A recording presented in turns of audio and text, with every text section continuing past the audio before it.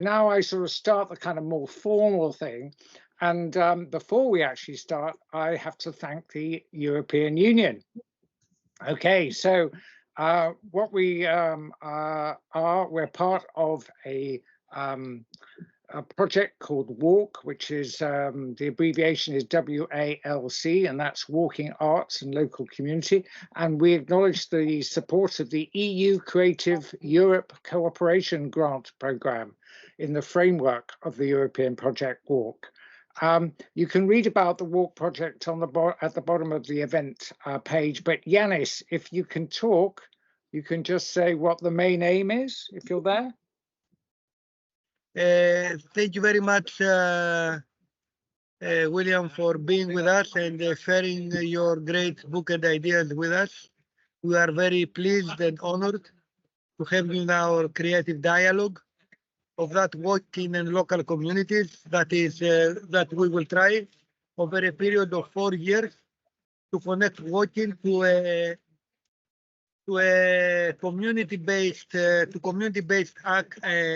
activities that will enhance the social fact of what walking is, and how walk can, through this great tradition of both art and, of course, in everyday practice, enhance and empower, give ideas in isolated areas of Europe, and not only, and how this can become a tool of education, art, and empowerment, and give to art another dimension other than just being only, or not being only a form of self-expression. Yeah, great. Okay, thank you very much, Yanis. Okay, so what I'm going to do is I'm going to formally introduce Bill, and he will then show some slides. Now, as you can imagine, he's got quite a lot of images that he could show us. We've tried to pare it down so that you don't get completely swamped by 100+ images, but we'll see what happens. But first of all, let me introduce William Chapman Sharpe. He's a professor of English at Barnard College, Columbia University in New York, where he teaches a course called Walk This Way. In it, he explores the cultural history of walking, from peripatetic philosophers to contemporary performance art. His own walking takes place mostly in Europe and the US. It's a random patchwork of streets and trails with a few mountains thrown in. And we're going to hear about his book, but it looks at how Western art and images of the walker have evolved in tandem. A new way of walking is often linked to a new way of representing people on the move. So, Bill, welcome, and I'm going to hand things over to you. Well, thank you very much, Andrew. Thank you for having me here. I'm delighted to be part of Walk, Listen, Create, and I want to thank everybody who's attending today. Thanks very much for just being here and being interested in my work. What I tried to do a few years ago during the pandemic was to create a book about walking that would also be a book about art. And so I found myself exploring a double topic. On the one hand, images of walking history. On the other hand, a history of walking images.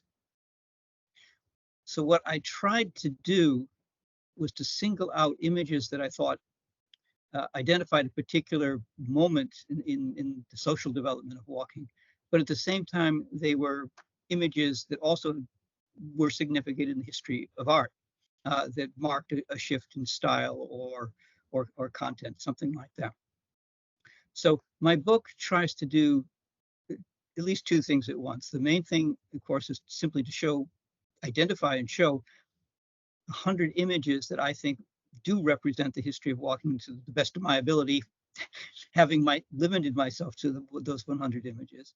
But the other things that I wanted to really try to show was that when people are thinking about walking, they're connecting to the fundamental quality of being human, and that fundamental quality of being human, of course, is art making as well as walking. So these two things are really intertwined.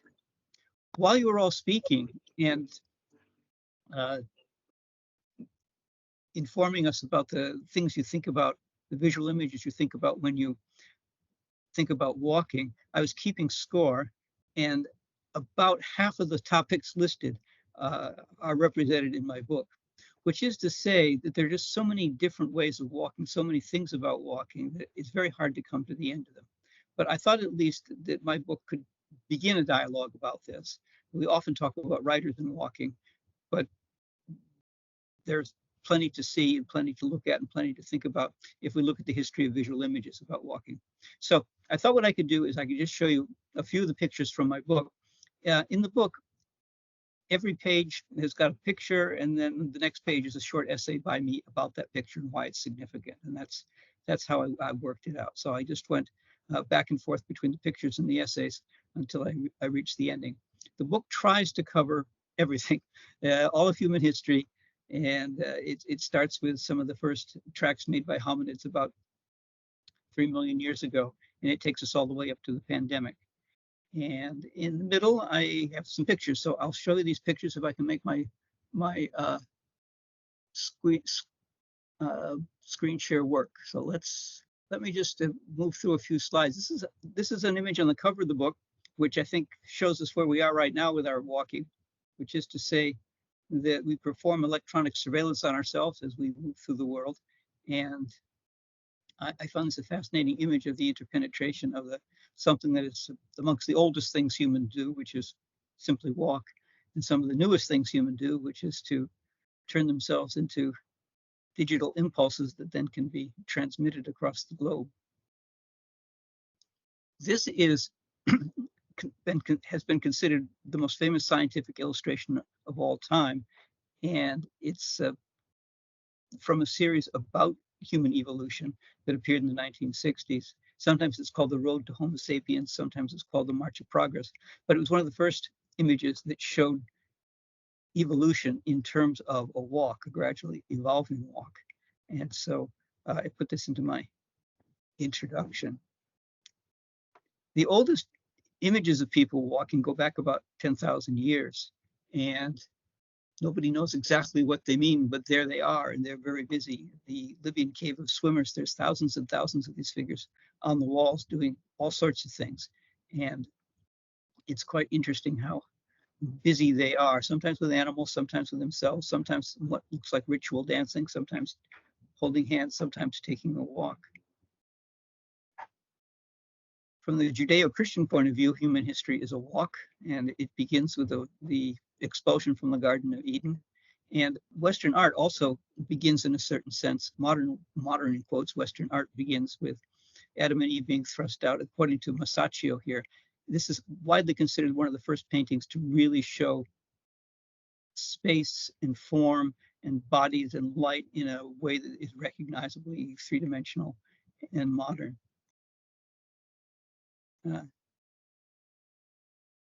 Let's see. This is Bruegel's The Blind Leading the Blind, and it shows that a walk can have lots of significance. In this particular case, it's an illustration of a Bible verse, but it's also a puzzle. Bruegel has really accurately, apparently, according to various scientists, depicted various different sorts of eye diseases. But he's also left us with a question. We have a bunch of people falling into a ditch, but we have a man who is looking up to avoid that fall, and he seems to be looking at a church steeple. But of course, he's blind, so it asks the question whether or not the church, the steeple, the church may actually save him or not, or maybe it's part of the problem leading him into the ditch. And a book about walking wouldn't be about walking if it didn't include the famous walking problem, which is how to enjoy a game of golf, a round of golf. Walking is often called a good walk. Golf is often called a good walk spoiled, and I wanted to make sure that that got included. Marching is a huge part of walking, and this really is the first time in modern Western history where a march has serious results. And it was a march organized by women spontaneously, happened in 1789, but basically the march to Versailles ended up capturing the king, bringing him back to Paris, and precipitating all the rest of the events of the French Revolution. When we go out for a walk in the woods, where do we go? Well, often we just follow the path, and the path is often color-coded, and we owe it all to this particular guy right here, Claude François Denecourt, who invented the color-coded path and also invented the guidebook back in the 1830s and 40s in Fontainebleau Forest near Paris. One of the things that's fascinated me more and more as I work on walking is quite simply infrastructure in terms of the things we take with us to go walking, the things we use to walk. And I'm just fascinated by Van Gogh's shoes. And the image by Magritte here is not included in my book, but I wish it could have been, because I think it really shows us the way in which our shoes do become part of our feet and vice versa. But if shoes can help us walk, they can also hinder our walk and alter our walk. This is a image from let's call it a gentleman's book from the 1580s, and it shows an elegant Venetian woman. She's got Cupid flying over her, offering her a little bit of love, and we see that this is an actual an interactive book, and you can flip up her skirt and see what's underneath, and what's underneath is high heels. We see that Venetian women were amongst the first in the West to adopt high heels, and they could be incredibly tall.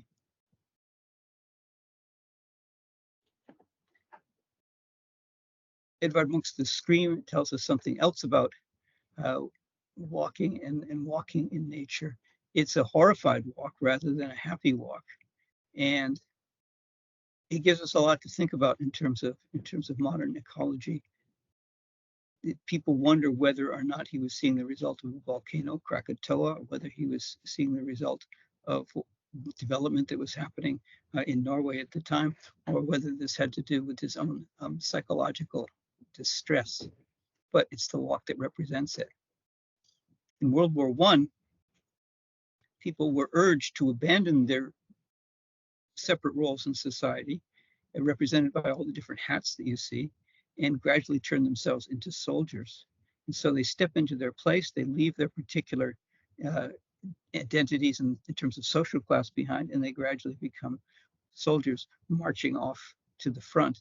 But they diminish gradually until they become like a tiny line of ants, and we know with the benefit of hindsight that many of them are walking toward annihilation, that that's what their place is going to be. One of the interesting things for me too about the history of walking has to do with technology and how it has sought to record walking. And this is one of the first images of people just walking around New York, and you see that they're all over the place.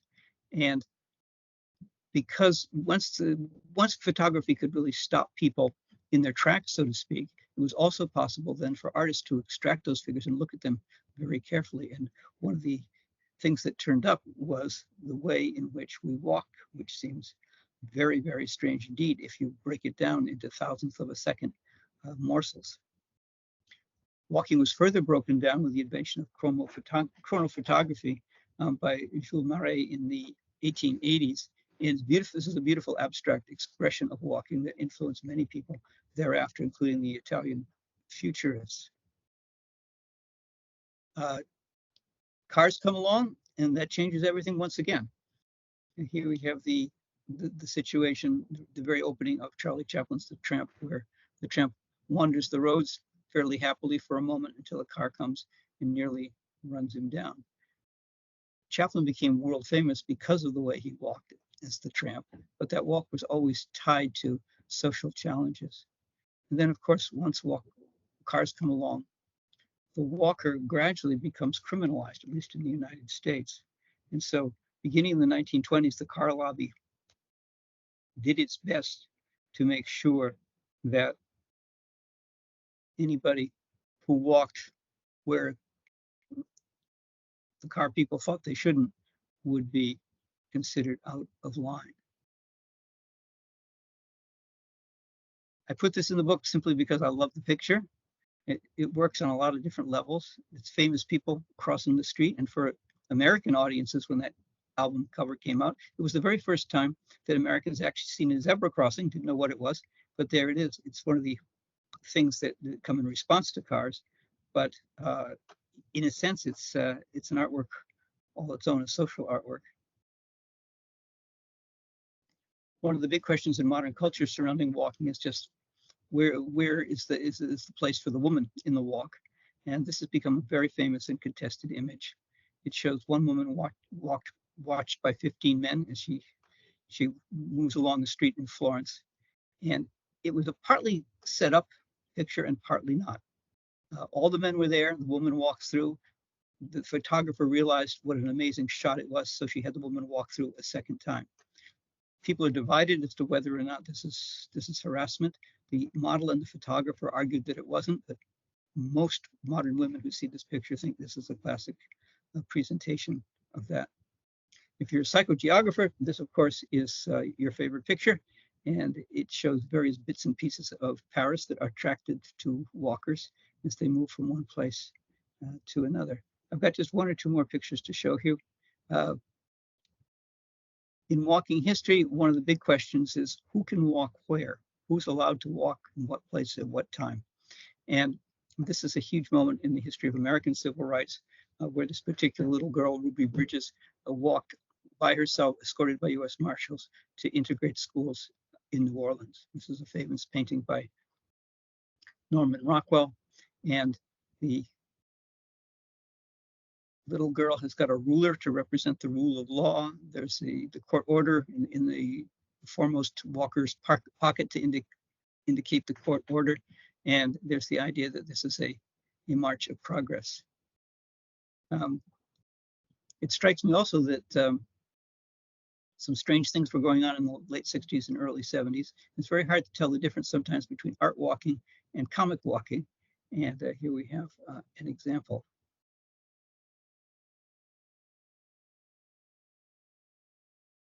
If we think about pilgrimage, I think we should also think about the Wizard of Oz, because I think the two are deeply related. It's also about human qualities. It's about pilgrimage. It's about comradeship. It also turns out to be about surveillance and the way the Wicked Witch of the West tracks them as they walk along the yellow brick road. One of the most important historical events in the history of walking is this, the mass trespass at Kinder Scout, which I'm sure most of you are aware of. And that really changed the face of walking for thousands. Two more pictures, actually one more picture. And this is the image that I conclude the book with. And it has to do with pandemic walking. So here is the walker above the sea of fog that Babek mentioned, but he's being written up, he's being cited, ticket, he's too far from home, and he has somehow not kept his social distance enough to satisfy the powers that be. So I'll stop sharing right there and we can talk.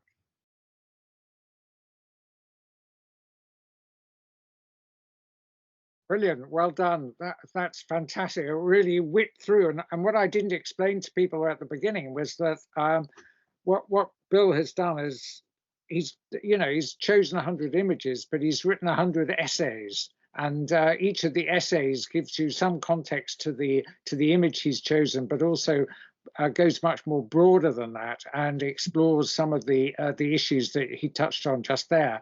I mean, one of the things that for me, which I think is kind of interesting, is how when leisure walking became something, and when did that start to get represented in art? And then, it was sort of, but also more the case of how people were represented and the class of people who were able to undertake leisure walking, and almost that I always remember sort of Gainsborough painting portraits of aristocracy, and 99% of his pictures are people walking. So I'm kind of they're walking in their estate, or at least they're having a rest when they have walked in their estate. So I'm kind of interested. What period was it that we started to get wealthy enough to go leisure walking, and then who depicted it and why and how? Yeah. Well, it's not that we got wealthy enough. It's more like the people who were wealthy condescended to do it. in the sense that walking for the fun of it or the leisure of it or the social implications of it really comes about in France in the 1700s.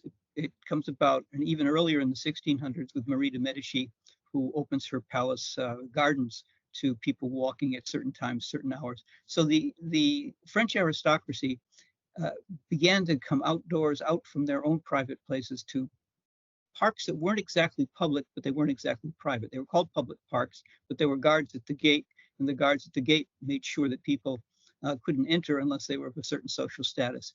And it was quite explicit that servants and soldiers and anybody poor were not allowed. So there was a definite idea about social tone. And it was in Paris, the creation of these meeting places, and then also the Parisian boulevards, which come in the later 17th century and early 18th century. Louis XIV went around tearing down fortified walls all over France so that he could basically use his armies to get anywhere he wanted to go without any resistance, to really unify the country. And he also made sure that the Paris walls were pulled down. And on top of where the walls were, the boulevards were built, because the word boulevard comes from the word bulwark, and they were around the edges of the city, naturally enough, and therefore these were not heavily policed areas in the same way that the private gardens had been. So therefore people of all classes could walk at certain times and hours, and there were a lot of police to make sure people didn't get out of line. But what it really meant was that there was a social practice of walking that really comes. So then around the time of Gainsborough, which is to say in the 1750s, 60s, 70s, yes, people going out wearing their finery and really enjoying themselves. And I do have a picture in the book from that particular period by a French artist, but really with the same point of view, which is that if you got some fancy clothes, then there is a place to walk and to show them off. But that's really the key point that I try to make in the book, is that it wasn't enough to have a desire to walk. You had to have a place to walk, and that place to walk had to have trees. It had to have a nice place to take your carriage or park your carriage, and it really had to have a social significance, such as 2 o'clock in the afternoon on Tuesdays. It had to be a place where everybody else was going to walk at the same time. So rather than the romantic idea, which begins about 50 years later, and it starts with Rousseau or Wordsworth, where the idea is to get away from everybody and go walking in solitude. The first idea about public leisurely walking really had to do with making sure you could see and be seen at a certain moment. Oh, that's terrific. Thank you. Andrew, you've put in a really nice link to an image there. Can you tell us why you've chosen that one?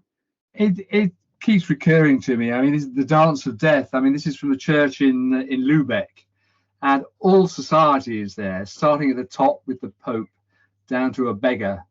And that is the walk that we all take in life, and we all end up in death. And it's just, I don't know, complete. All right, no, thanks for offering that. Okay, Anne, do you want to ask away?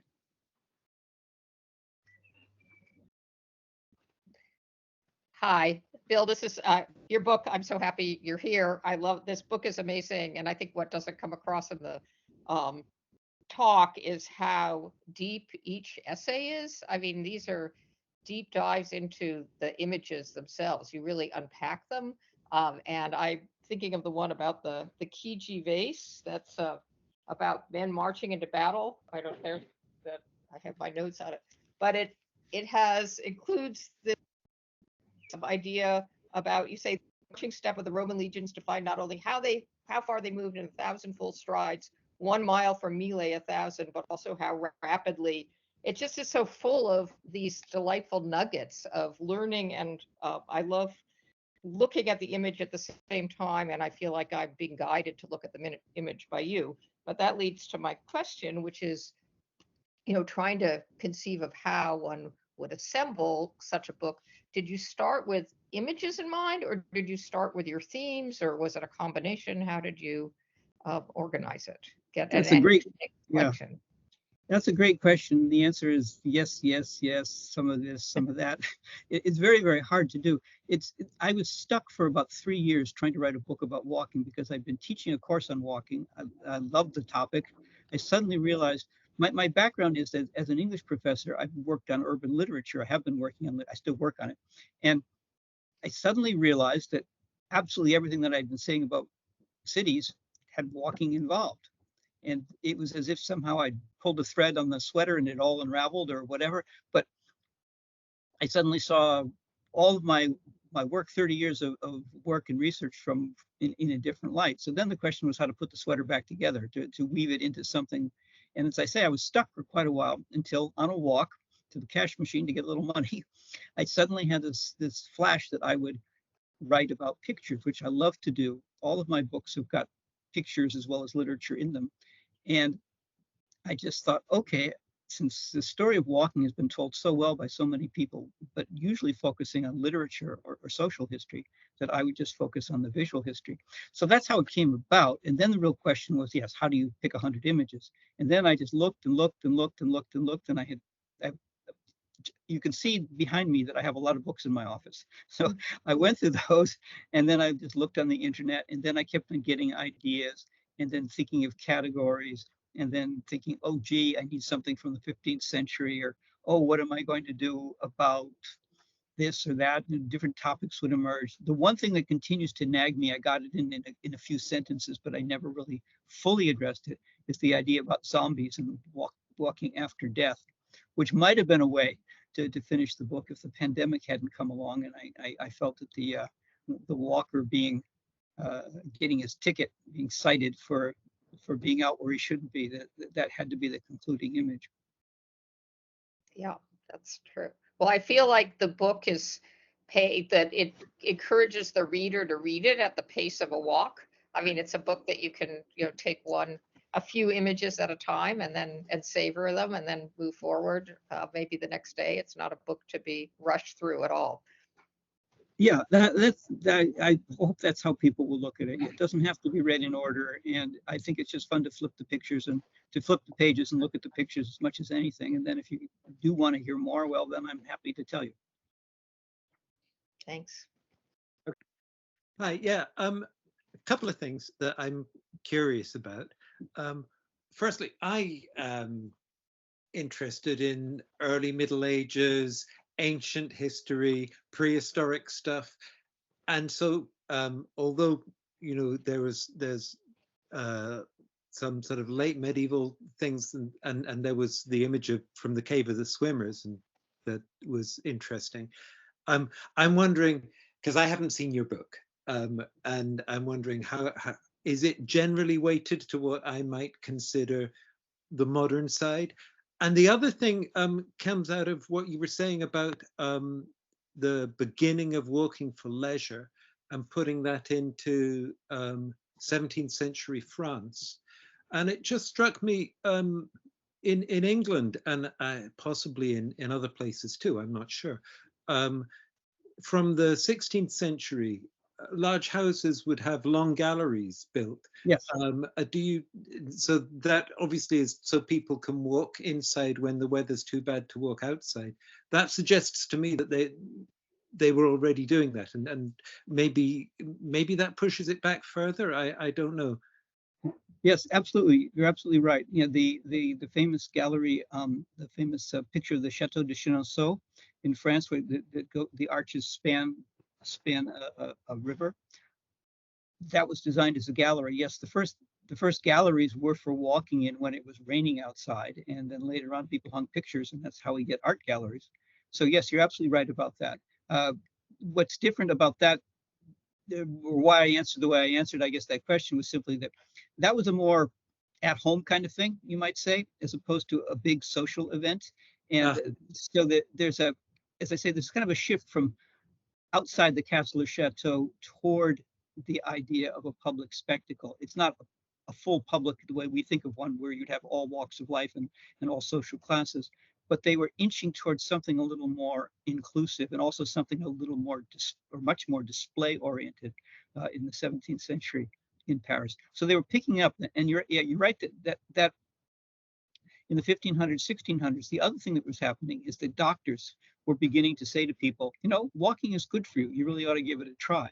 And so as walking becomes prescribed medically, that also gives people a reason to go out there and do something. The whole history of why people walk is the thing that I'm working on now, trying to understand what the motives are, what the impulses are. And obviously one of them has always been health. But people get told all kinds of things about walking, and the motives shift over time. And so that's one of the things I was trying to get at in the book, was to pick up on those motivations through the pictures. Mm-hmm. Tor also asked a question about the weighting of the book. Was there more medieval or, you know, prehistory? Oh yes, that's a very good answer. Yes, I think inevitably it's weighted more toward current times. I think there are, of the 100 pictures, I think about 40 of them are from the 20th century. And that's simply because we are multiplying our ways of walking. And also it's very hard while we're in it to really see what is the most significant and so on, so that we don't really know what the classics are. Whereas it was fairly easy for me to say, I found that a carved piece of ivory depicting Jesus carrying the cross is the earliest depiction of Jesus. That's in the British Museum, and I'm forgetting the exact date, but I think around 490 or so. So that's a pretty significant walk, carrying the cross, and it's pretty significant for millions and millions of people across the planet. So something like that, I was able to say instantly, yes, that's got to be in there. And also for the pilgrimage, what I did for the pilgrimage was I used a stained glass window from Chartres Cathedral, which was itself an object of pilgrimage. Mm-hmm. But yeah, so I'm if you're a Middle Ages lover, I'm going to be just a little bit short shrift. On the other hand, if you like modernity, I think I've got a lot in there. So, but even then, you know, there's way more that could have been included. Okay, so, great, thanks, Tor. And Yanis, were you trying to ask a question? And then Hayat, who's raised her hand. And when in the previous question about the image that we prefer more, I would recall Good Morning, Monsieur Courbet, because it is the time when the painters of Courbet, when the painters started to walk out. So I think that was a very significant moment, because the image makers started to use walking in order to paint, which was not the case before 1750s, definitely. And it became so prominent after with the Impressionists and even before that. So I mean, I just wanted to ask you, how do you feel about that, and what is your reaction to that? Yep, you're absolutely right. I talk about that in the book. The first, normally people say the first group of painters to go outside and paint pictures were the school of Fontainebleau. They were outside. They went into the forest outside Paris in the 1830s and 40s. Corot's the most famous, but there was also Theodore Rousseau, and there's a big show of his work on in Paris right now. But before them, people went to Rome because the weather was nice, and they painted Roman ruins. And so there was a group of mostly English, but also German painters, and some Italians who went out and did some painting there. Yeah, so I talk about that in the book too.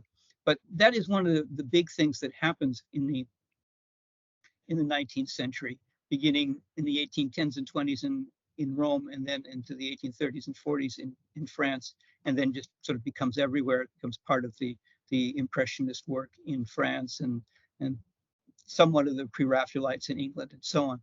So there's a big movement toward just getting out, and a lot of people like to point to the fact that metal tubes for paint were created in the 1860s, 70s, 80s, and that made a big difference. So you could have pre-prepared paints that were easily portable, that you could carry around with them. Some people go as far to say as it was tube paint that made Impressionism possible, and that's been refuted by a lot of people. But nonetheless, people do want to get out and do things, and the idea of the artist outdoors has a double effect. It promotes the walking, and of course, it just also promotes the appreciation of the countryside. And that was very much tied into the guidebook, the picture that I showed you, the man who invented the color-coded guide, is that he was there doing that to lead painters and to lead people to these scenes that the painters had painted. And as I point out in the book, the first national park was created not to preserve nature, but to preserve in Fontainebleau, to preserve the scenes that painters had already painted. It's a typically French kind of thing to do, to say, let's protect the work of art. Now, later on, nature came into it, but the very first thing was, you can't cut down that tree, not because it's a tree, but because Corot has painted a picture of that tree. Yeah, I'll jump back to the earlier times. The two things. First of all, in the Renaissance, the artists started to go outdoors. Petrarca being the first one to climb the Mont Ventoux and to look down on the landscape, and sort of withdrawing him from the landscape, but at the same time immersing him in the landscape by starting to do things that people were never doing before, or there's no record of it, that people were walking or hiking on mountains. And Patidir, like painting these very small figures. There are still humans in it, but it's like nature suddenly pops out and then overwhelms art. So the outdoors becomes the part of the artistic the topics that are painted, and then this whole like evolution towards the integration of nature into art opens another way of being into nature that is much related to walking. Well, what fascinated me in the Renaissance art is that it has much to do as well with the solidarity, hospitality. Patinir was the godfather of Durer's children. The artists were visiting each other by walking towards each other, where they were living in all through Europe, staying in each other's houses for several months, to working in each other's houses, and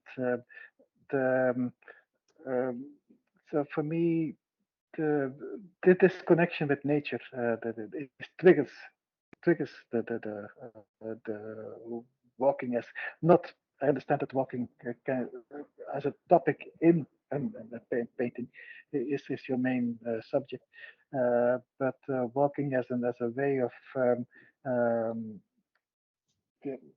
integrating it into art by opening itself, by opening nature as a topic, is something, of course, we see as well in Oriental art that is way before the Western art, and that was one way. Sorry that I made this wandering. I didn't see your book, but did you have any intention to make a link with Oriental art, where walking or people being on the move is much depicted? Yeah. That's a very good question, and as far as Oriental art, I just had to draw the line somewhere, and I just decided, okay, I'm going to stick to Western Europe and the Americas. So it was just a self-defensive kind of move to narrow the thing down for me. I would have liked to have done it, but I felt that I didn't know enough about Asian art, and that it would take me another 30 years to be able to say something intelligent about it. So I say in my introduction that I've encouraged people to go and write that book, or to write the big book that will include everything, that will be deal with walking all over the planet. But in regard to your earlier point about the walking in nature, that comes up really early on, and I wanted to just hold up. I don't have it on my part of my slides, but if I can show you this. This is a picture of Jesus walking on water, and it's the first. It's by a man named Conrad Withe, and the picture is from 1444, And it shows Jesus walking on water, but it's the first painting that also shows a realistic European landscape. It shows the mountains around Lake Geneva. So Jesus is walking on the water of Lake Geneva. And this is something that Renaissance painters did, is they arranged for the interpenetration of modern daily life, the daily life of the 1400s, at the same time that they dealt with Christian miracles. The idea being that these things are real, they can happen here. In a sense, they did happen here. This world is a world full of miracles, and Jesus is as real as the mountains that you see around you. Consequently, there's just this interpenetration all the way through in literature and art and so on of religious experience along with the discovery of nature. It's kind of a commonplace when you research the history of mountains, that people thought the devils were in the mountains, and then you gradually realize people thought, oh, wait a minute, these mountains are rather interesting, and oh, gee, maybe you could actually climb up there, and so on. So there's this gradual transition in our appreciation of mountains and our understanding of mountains. And part of it has to do with this, also this taming of nature with a capital N. The more you can walk into it, the more you can be inspired by it, the more you see that there's something rather divine or godly about it. And so that's particularly what happens in the 1800s, is organized religion starts to come under attack. And what's going to replace it? Well, it's going to be a kind of pantheistic sort of religion where we can just walk into the woods instead of walking into a church. And that particularly really accelerates in the 19th century. But the way has been laid by people like Wordsworth and Rousseau in the 1750s, 80s, on to 1800. Well, one thing that you do cover in your book, but you didn't cover at all in the presentation, was mobility impairment and sensory impairment. And you've taken 2 or 3 examples in the book of performance pieces. So I wondered whether, because a lot of walking art is live art, is performance art, is there something that you could sort of comment or say about how that began and where it began? You did mention Naumann's angled walk up the wall, but yeah, he was able to walk up the wall by putting the camera on its side. But yeah, that is a big theme. One of the first things I learned when I began to study walking and to teach walking courses is that the people who know walking best are the people who have trouble doing it. So if you're in any way physically impaired, you know an awful lot about walking, and you know how the world has been set up for walkers. In the same way that if you're left-handed, you see that the world has been created for right-handers. So many of my best students have been wheelchair users, crutch users, and so on.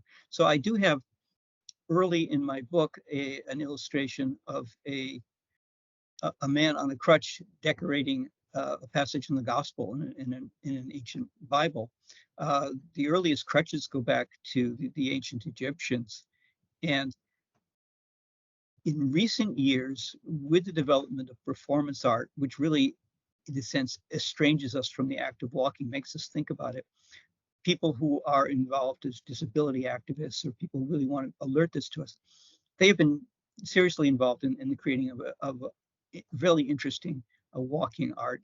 The one that comes up an awful lot, one piece that comes up an awful lot is a piece created by a man who is physically, you could say up to a point, not disabled, but he's disabled by society, which is to say, I can show you the picture. Once again, I don't have it on the slide, but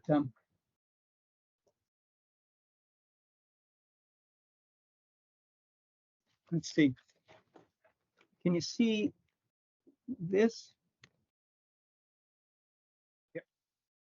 Yeah, we can see that. Yeah. Okay, that's a man named William Pope L, who created crawling art, and or what he called crawl works. And that particular performance piece, let me get the title exactly right. It's called The Great White Way, 9 years, 22 miles, 9 years, and 1 street. Since around the 1900s, when electrification comes along and the Broadway theaters were lit up, the nickname of Broadway in New York is the Great White Way. It was white because of the whiteness of the lights. But for a black man to walk to crawl down the length of Broadway, which is the longest street in Manhattan. It's a former Indian trail. It's to say, wait a minute, I'm going to take the Great White Way, but I'm going to do it in a way that represents my situation in a racist society. And so he crawled the length of it rather than walking the length of it. And he put on a Superman outfit, which kind of cuts both ways, ironically speaking, in the sense that he's crawling. He's maybe a Superman only if he's a Superman exposed to kryptonite, but he's also super heroic in attempting this at all and in demonstrating through his own physical efforts what is the daily reality for people trying to swim upstream to crawl across America when the disability that they have is being born black. So it's an amazing work of art. And Popel just died this past year, but he did many other crawl works where he actually asked people to come along and crawl with him. So there's a public-facing, engaging side of it. Although when I quote him in my book, he says that what really is interesting for him is that when you get involved doing this yourself, as an artist, you get kind of lost in the work. He talked about a sort of creamy interior that was very seductive to him, that he sort of enjoyed being in himself as he did this horrifically difficult and dangerous thing. In the photograph, which is a very good photograph, we see a man walking past, white man walking past with his hand on the newspaper. He's not having any trouble going places. And you can barely see it make out on Popel's back. He's got a skateboard strapped there. And the reason he did that was because he knew as soon as he came to an intersection, there was no way he'd be able to crawl across it in the allotted 15 seconds. And so he flipped over onto his back, scooted across by pushing with his legs so that he could get back to the sidewalk, and then he recommenced crawling. So it was a concession to the reality that somebody crawling across the street in New York is going to be run over. So it's the work cuts in all sorts of different directions. It's a really fascinating work. So I was very happy to be able to include it in the book. Thank you. That's really interesting. I just wanted to thank you very much for sharing the images, and it makes me very curious to read the essays that you wrote to these images. And it seems like it's so much knowledge about where we come from walking and where we are today. So I was just curious about if you had thoughts while you did this work, during the work, about the future. The walk of the future, like, I mean, maybe in an abstract form or in well, yes, that's an excellent question, and I do have some thoughts. And it's unfortunate I like to end a book on the happy note, but I really felt that I did not end it on a happy note, because I do think that the walker above the sea of clouds with a policeman giving him a citation really is the future of walking in many ways. That we're facing an unprecedented moment where what I call the watched walker or watched walking is everywhere around us. And you can't go anywhere in cities without cameras tracking you. You don't go anywhere if you're with your phone in your pocket without somebody tracking you and tracking yourself. And facial recognition and now gait recognition software is enabling people to identify anybody just by the way they walk. So I think we're entering into a new phase of walking. It's been the idea, thanks to the romantic walkers since the 1800s, the idea has been you walk to discover yourself, to make yourself better, happier, more fulfilled, whatever. But now it's, if you walk, somebody else is going to discover you. And they're likely to say, well, you shouldn't be here, or you shouldn't be thinking this, or you shouldn't be doing that. So the walkers, if they're lucky, can feel that they have lots and lots of options. We have wonderful walkways and paths. People are doing more and more to promote walking, and that's all great. But at the same time, there are other forces that are really interested in controlling us, either through controlling our spending habits or through controlling us for governmental reasons. So I think the future of walking is going to be a really interesting one. I think we're entering a period where we're really going to have to figure out if we can create more in the way of walkers' rights vis-a-vis just the ability to circulate. Molly's recommended Ray Bradbury's short story Pedestrian. Are you familiar with that one? Yeah, indeed I am. That's really one of the yes. That's kind of the beginning of all of this in a sense. That's coming right at the same time that walking is becoming an art too. It's from the 1960s, early 60s, I think, or late 50s. And it's about a man who goes for a walk in Los Angeles, and the self-driving car, which we've now arrived at, drives up with remote police and arrests the man for the simple act of walking. He's not walking anywhere out of bounds. It's just he's unusual to walk. And of course, it is unusual to walk in California. That's the stereotype. But we are arriving at that point. So it's a cautionary tale. Hello, hi. Yes, Bill, you just sort of brought up the unusualness of walking in certain places in America, and I'm interested about that, whether in your research you sort of came across sort of really varying attitudes towards the walker in different cultures in modern day. I'd be interested on your thoughts. Yeah, well, yes, exactly. And cultures, I'm not so familiar with cultures outside of the one that we're speaking in right now, but certainly I think there's a difference between Europeans and Americans, which is the Europeans can count on a general understanding and agreement that walking is a beneficial activity and it's okay to go out there and do it, and that more or less there are places where people can walk freely, and that there's public land for that to happen. In England, particularly, there are the rights of way, and the Nordic countries really have a very serious right to roam. But in America, everything based on private property, and there's an awful lot of this is my property, and I will shoot you if you don't get off. My son was walking with a group of his fellow students in the woods in Vermont a few years ago, and they were doing an orienteering project where they had their compasses and they were trying to find their way around. And they crossed some invisible boundary in the woods, and a man appeared out of nowhere with a shotgun and just said, get out or be shot. And that's a liberal state, Vermont, and obviously these things happen in all kinds of ways in other places in the country, and particularly if there's any kind of social or racial tension. If you don't look like the sort of person that another person likes, the other person who has a gun and theoretically private property law on his side, well, then there can be difficult confrontations. So that, I think, is a real question: is where's the walker welcome or not welcome, and who gets to walk where? And that's something that American societies maybe have to face. And in a sense, it doesn't face it because it pretty much just goes on as normal and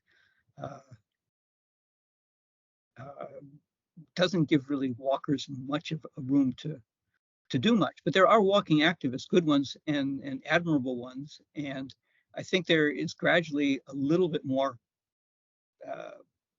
space for us to roam. And we can only hope that that space gradually enlarges, and that the good work of things like Walk, Listen, Create helps create a little more awareness and a little more space for all of us.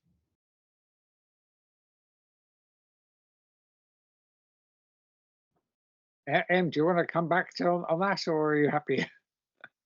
No, that was fantastic. Thank you. I'm so sorry to hear about your son. That's a horrible experience, and very interesting, this idea of invisible boundaries that we may cross and uncross all the time without knowing it. I've lost my chat function for some reason, so thank you for inviting me back to just say thank you for this very interesting presentation. Yeah. Thank you. Well, it also raises an interesting point that I think may flickers on and off in the consciousness of a lot of us, which is we often think, well, we're walking for ourselves in a certain place, we're enjoying our walk, but we're almost always seen by other people when we walk, and other people are reacting to us, and sometimes in visible ways and sometimes not so visible ways. When there's confrontation and tension, obviously then that becomes visible, but there's also just an awful lot of perception and reperception and a back and forth, a visual sort of something or other energy field that is being caused and created anytime anybody takes a walk. Seeing and being seen. So thank you for this absolutely beautiful, inspiring talk. Thank you so much. I'm so glad I could make it. I'm today in Egypt working with refugees, and some of you are part of the WALC project, and I'm so happy to be part of it. So the people now coming today that I meet every day here in Egypt flee away from Sudan, from the war, and also those I'm working with in France. They walk through Greece, they walk through our countries, but they have to escape sensors, radars, all the camera surveillance, etc., etc.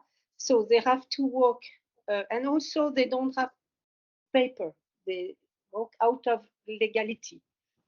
So they have to walk at night, and they have to walk hidden. And this is very difficult in the day of today. And sometimes they, very often, they die. I'm sorry to sound that dramatic. It's the reality. And today here from Sudan, lots of people are arriving. It's amazing, and you know what's happening all over the world. Let's think. It was just I just want to have a thought, you know, to these people who don't work for art, but for life, just for life. And work is the only ways. They can't take a train, they can't take a plane, they can't take a boat. Sometimes, you know, what kind of they take if they cross the Mediterranean. But it's salvation, and it's survival, and it's linked to just raw life. And it's the only freedom they can find of movement is our two legs. It's all that we have left in that case, you know, to live. Then the second people I work with are William in Mexico, in the Sierra Tarahumara. Maybe you've been there. You know the Ramuris, and you know that they believe that when they will stop walking, their what we call rituals, it's not what they call it, but the end, and the planet will stop turning, because the movement of our bodies is linked to the movement of the world, of the cosmos. And they don't believe, they know that if we stop walking, we die, and no more life. So in the case of refugees, or in the case of other culture that are not our cultures, Occidental visions, it's interesting to shift, you know, to faire un pas de côté, comme on dit en français, to walk aside, on the other side of the street, and see what's happening. But thank you greatly. I don't have much to say. I just want to say thank you so much, William, for what you did. You have a lot to say, and that is one of the things that concerns people. There are millions and millions of people every year who are displaced and who are walking to save their lives. And we talk about pilgrimages, which we tend to think of as something that is optional and something that will affect our spiritual lives. But there are people who are going on pilgrimages of life and death all the time. They're trying to get to a promised land that may be across a border instead of on the other side of death. In my book, I have a picture. It's this one right here. It's a sculpture, actually. It's a sculpture made by a Mexican-American man whose grandparents came to the United States across the Rio Grande. And you see in the picture that the man is carrying the woman on the shoulders, but the woman is carrying a baby in her arms. And they are doing the best for themselves. And one of the real questions is, Are they lawbreakers or are they heroes? And it depends often on point of view. This is much discussed in the United States, the necessity of migration and the freedom to cross borders is tremendously important. Can you read his question? He says he lived in LA for 10 years in the 70s and walked everywhere. Is it an intentional opposition in America, or is it simply a lack of awareness? I think that it's probably both, but there are people that feel threatened if you do something different from what they do. I don't know whether this is typically American or not, but my family and I have been homeschoolers some of the time, which is to say we educate our children not in the public schools, but at home. And the number of people who just think that it's an attack on them because you've decided to do something with your family, it's just astonishing. And this is also true about people who decide to walk. And there are people who decide not to get in a car, to simply live their lives outside of cars and outside of a fossil fuel economy. And the millions and millions of people who drive the cars somehow feel endangered because one or two people have decided to do otherwise. So I think it's partly there's a certain kind of mindset. And as I say, I don't know whether it's an American mindset or not, but there are people that if they see anybody with a principled resistance to the kind of thing they're doing, they take it very personally. Anything else that's coming up? No? Okay, well then let's do that. A big thank you to William, but a big thank you to Bill, a big thank you for everyone else coming on. Obviously a big thank you to the EU who are funding this 4-year project. Please look into how you can get more involved in WALC. We want you to get much more involved and we want to spread the word about walking arts and local communities. But thanks once again, everybody, and see you again soon.